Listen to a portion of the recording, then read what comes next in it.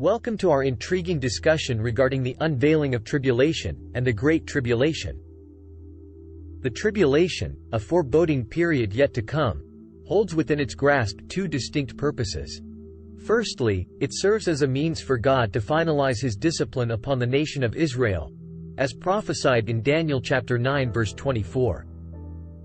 Secondly, it stands as a time of judgment for the unbelieving and godless inhabitants of the earth, as vividly described in Revelation chapter 6 to 18. Stretching across a span of 7 years, the tribulation emerges once the church, often referred to as the bride of Christ, has been lifted from the earth in an imminent event known as the rapture. Following this pivotal moment, the precise timing of the tribulation's commencement remains a mystery. The duration of this tumultuous period is intimately linked to the 70 weeks of Daniel, as outlined in Daniel chapter 9 verses 24 to 27. The Great Tribulation, the latter half of the overall tribulation, encompasses 3.5 years. It stands apart from the initial phase by the revelation of the beast or Antichrist, heralding a heightened intensity of God's wrath. While the terms tribulation and Great Tribulation may appear interchangeable, they hold distinct meanings. The former refers to the entirety of the 7-year ordeal, while the latter designates the latter half. Jesus himself spoke of the Great Tribulation in Matthew chapter 24 verse 21, specifically linking it to the unveiling of the Antichrist. This astounding reality is also discussed in 2 Thessalonians chapter 2 verses 3 to 4, which was written by the Apostle Paul. A pivotal event entwined with the Great Tribulation is the abomination of desolation, mentioned in various passages. The Great Tribulation's commencement aligns closely with the revelation of this sacrilegious act.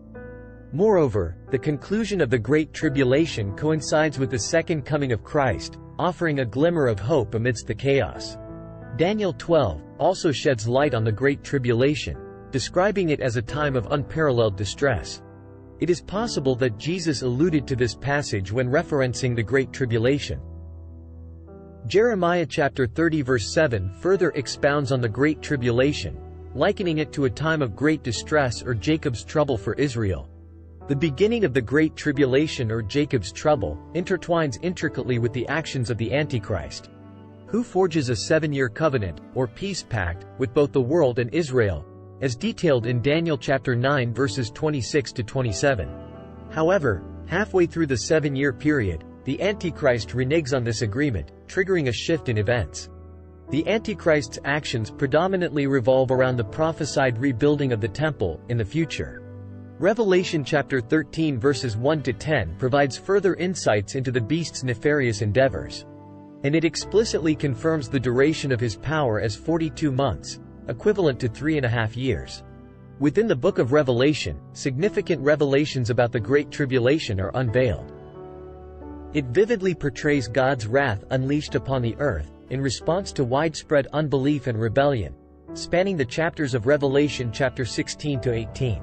Simultaneously, Revelation offers glimpses of God's discipline and protection towards his chosen people, Israel, leading to the establishment of an earthly kingdom, as depicted in Revelation chapter 14 verses 1 to 5 and Revelation chapter 20 verses 4 to 6. The tribulation and the Great Tribulation, shrouded in mystery, yet unveiled in prophecy, hold immense implications for both Israel and the world.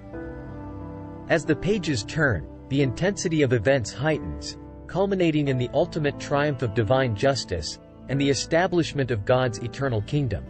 Today, if you haven't yet embraced Jesus as your Savior, we kindly urge you to turn to him and welcome him into your life. By doing this, you will be saved from the wrath to come and the great time of tribulation. Thank you for listening. Please like, share and subscribe to Grace to Prophecy Network.